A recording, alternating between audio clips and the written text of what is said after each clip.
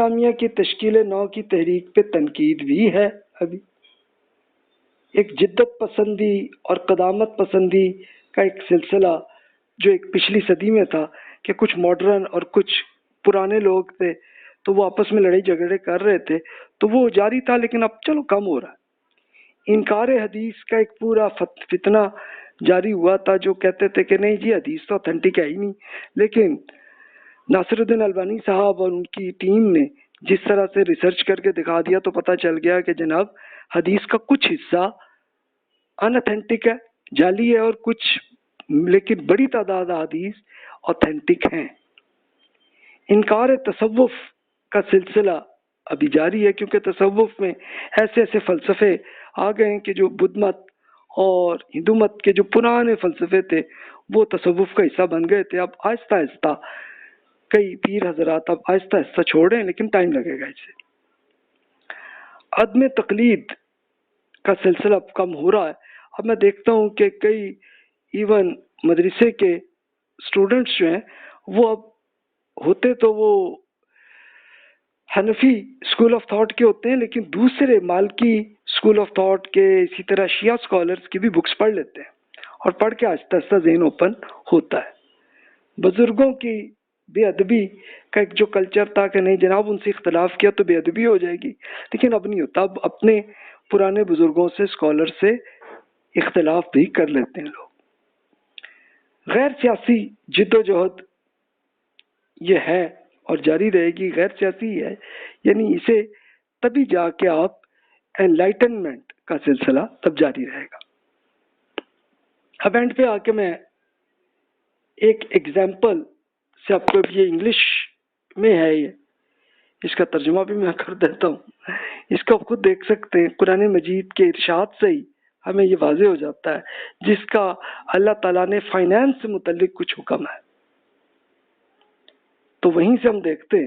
ارشاد ہوا ہے بسم اللہ الرحمن الرحیم ان اللہ یأمرکم ان تودوا الامانات الی اہلہا واذا حکمتم بین الناس ان تحکموا بالعدل ان اللہ نعم ما یعظکم بہ ان اللہ کان سمیعا بصیرا.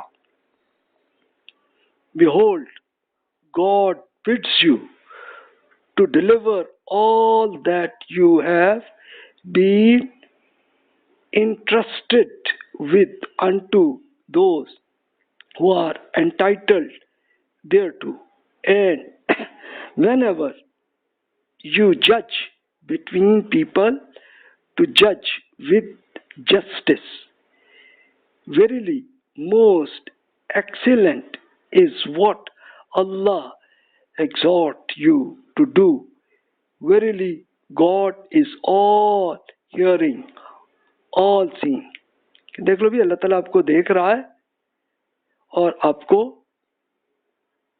سنتا بھی ہے. اللہ تعالیٰ جو آپ کر رہے ہیں، یعنی اللہ تعالیٰ نے طریقہ یہ بتایا تھا کہ بالکل میرٹ کے ساتھ آپ لوگوں کو دیں اور بالکل عدل کے ساتھ یہ دیں، یعنی کسی کے ساتھ کوئی فراڈ اور کچھ نہیں ہونا چاہیے.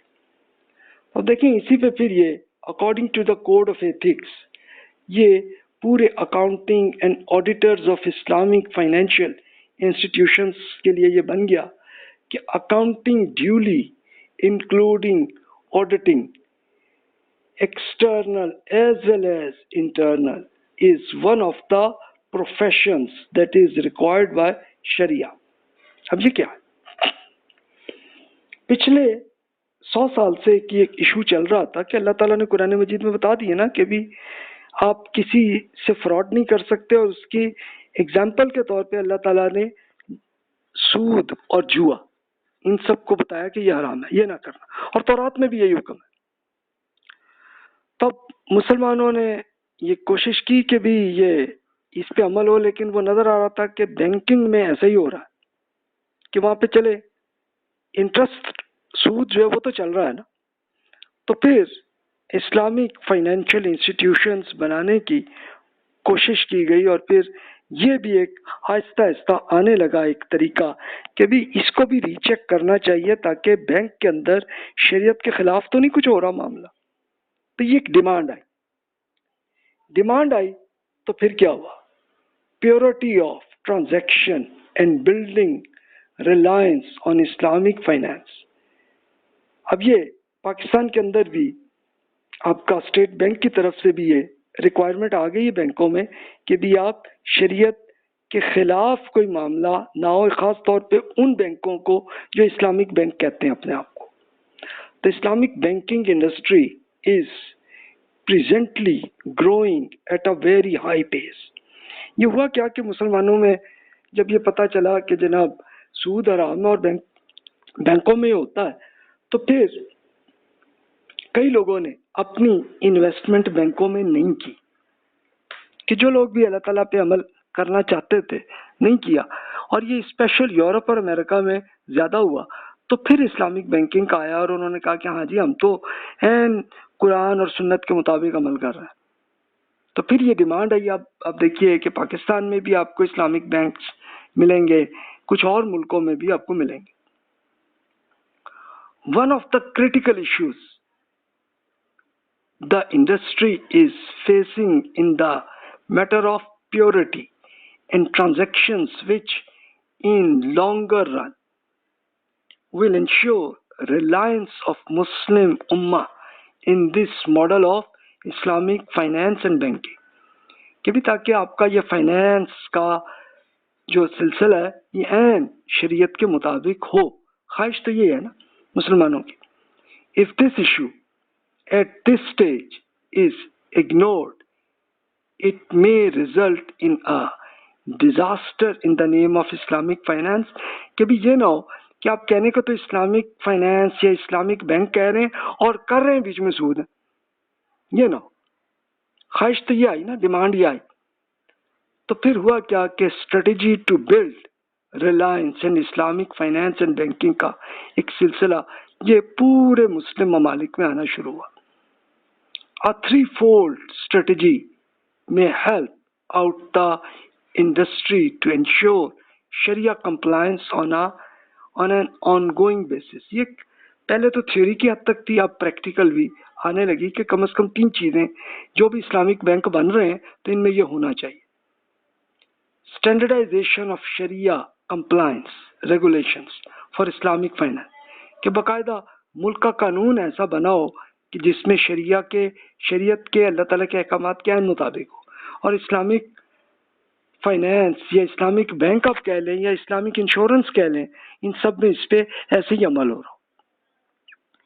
Improved governance and Shariah compliance assurance of Islamic financial institutions, क्या भी एक इस्लामिक फाइनेंशियल इंस्टीट्यूशंस को चेक करने की भी ज़रूरत हो ताकि पता चले वाकई शरीयत पे अमल हो रहा है कि नहीं हो रहा.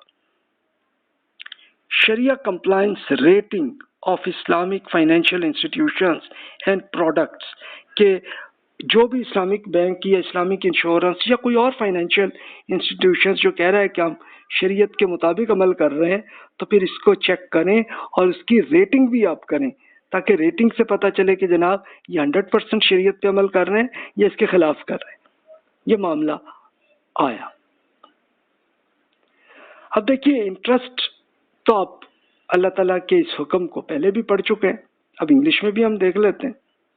अल्लाह ताला ने इसके बारे में क्या फरमाया था.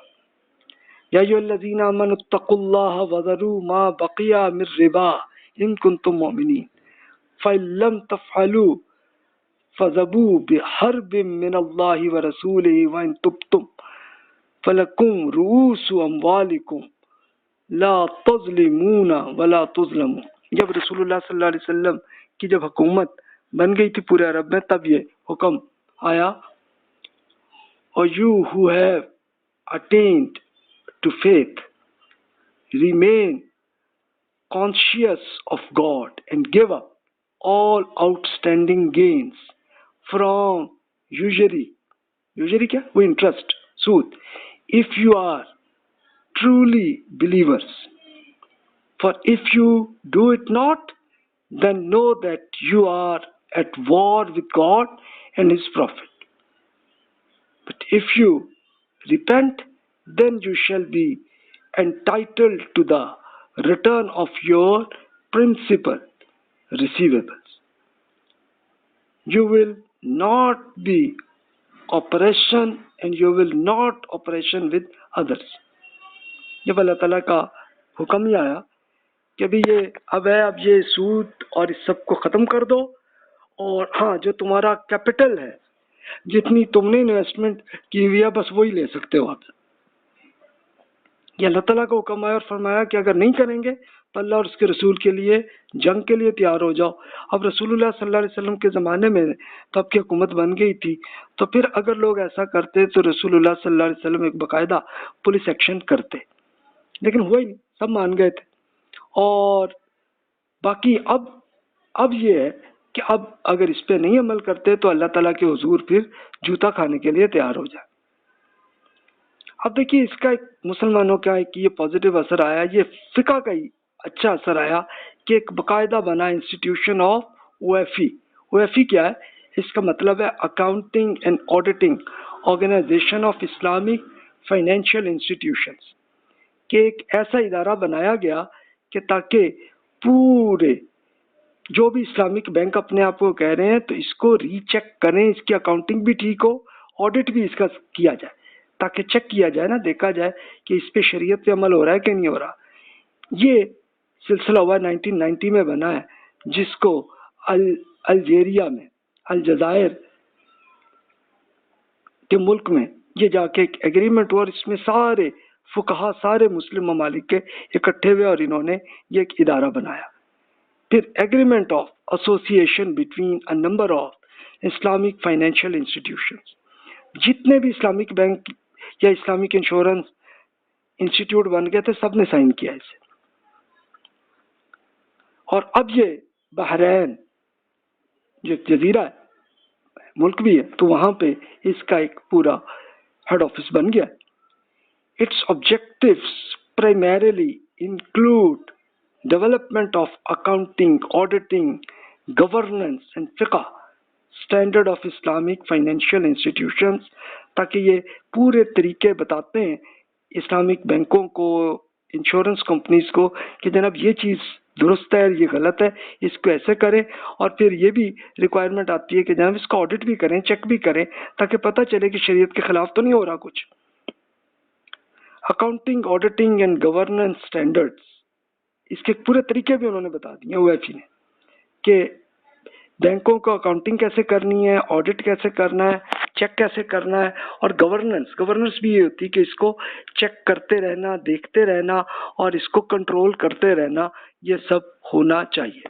اس کے سب طریقے یہ OFE نے بنا دیے. These boards have been established by choosing the expert of the fields from throughout the Islamic world.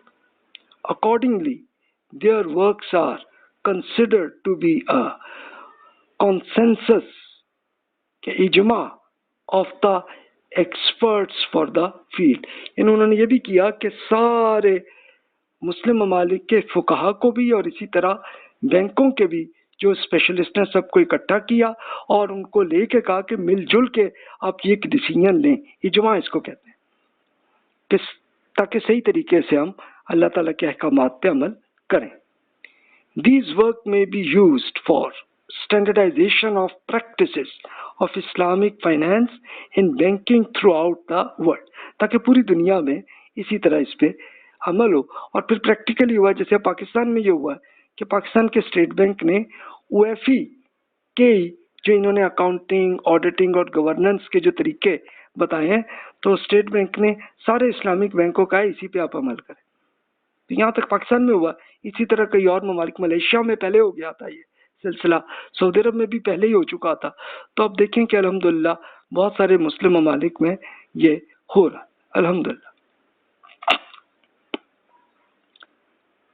اب آپ یہ دیکھیے کہ انہوں نے کہ IFSB، آخری بات یہ کرتا ہوں کہ اسلامک فائنانس سروسز بورڈ یہ ہونا چاہیے کہ officially inaugurated to November 2002 and started operations of March 2003. اچھا انہوں نے ڈیڈ لائن بھی دی تھی اور اب کئی ملکوں میں 2003 تک ہی عمل ہو گیا تھا، ملیشیا، سعودی عرب وغیرہ میں، کچھ اور ملکوں میں بھی ہو گیا ہوگا اور کچھ نے اس کے بعد کیا. to serve as an international standard setting body of regulatory and supervisory agencies that have vested interest in ensuring the soundness and stability of the Islamic financial services industries. کہ بھی ہر بینک کے اندر یہ ہونا چاہیے کہ ایک باقاعدہ انٹرنیشنل سٹینڈرڈ سیٹنگ بھی ہو اور ایسی ایک باڈی بھی بن جائے کہ جو آ کے پورے آپ کے اسلامک بینک کو چیک بھی کرتے جائے. promotes the development of prudent and transparent Islamic financial services تاکہ بالکل صاف طریقے سے پتہ چل جائے کہ اللہ کی شریعت پہ عمل ہو رہا ہے کہ نہیں ہو رہا. Through introducing new or adopting existing international standards consistent with Islamic sharia principles, یہ بھی چیک کریں کہ پوری دنیا کے اندر جو جو طریقے چل رہے ہیں دنیا میں کیا وہ اللہ تعالیٰ کے شریعت کے احکامات کے مطابق ہیں یا نہیں ہیں. اگر اس کے مطابق ہے تو ٹھیک ہے، اس پہ عمل کریں، اور اگر نہیں ہے تو پھر نہیں. اس کے لیے میں وہی ایگزامپل عرض کروں گا کہ جیسے آڈٹ میرا کیریئر رہا ہے، تو آڈٹ کا پورا طریقہ جو ہوتا ہے اس کو آپ چیک کر لیں تو عین قرآن اور سنت کے عین مطابق ہوتا ہے. تو سیم اسی طرح ہی او ایف ای نے بھی اس کو باقاعدہ امپلیمنٹ کروایا ہے اسلامک بینکنگ میں. تو الحمدللہ اس حد تک ہوا ہے. تو اب تک کا تو یہ سلسلہ ہے. تو یہ آ کے ہماری ہسٹری ختم ہوتی ہے کہ ہم بالکل ماڈرن پوزیشن تک آ گئے نا. تو اب انشاءاللہ اگلا لیکچر ہمارا آئے گا کہ ہم اصول فقہ یعنی فقہ کا کیا طریقہ ہے کہ کیسے کیا جاتا ہے وہ کر کے، اور پھر ہماری بات ختم ہو جائے گی. پھر اس کے بعد ہم ماڈرن سوالات جتنے شریعت میں دین کے احکامات میں جو آ رہے ہیں اس پہ پوری ایک کمپیریٹیو اسٹڈیز ہم کریں گے، دیکھیں گے کہ مختلف اسکالرز نے اس میں کیا کیا اوپینین دی ہے اور ان کی کیا ریزنز ہیں. یہ ہماری اسٹڈی ہوگی انشاءاللہ. تو ابھی جو سوالات ہیں بلا تکلف ای میل کر لیجئے. بکس آپ اس لنک سے ڈاؤن لوڈ کر لیجئے. جزاک اللہ خیر واحسن الجزا.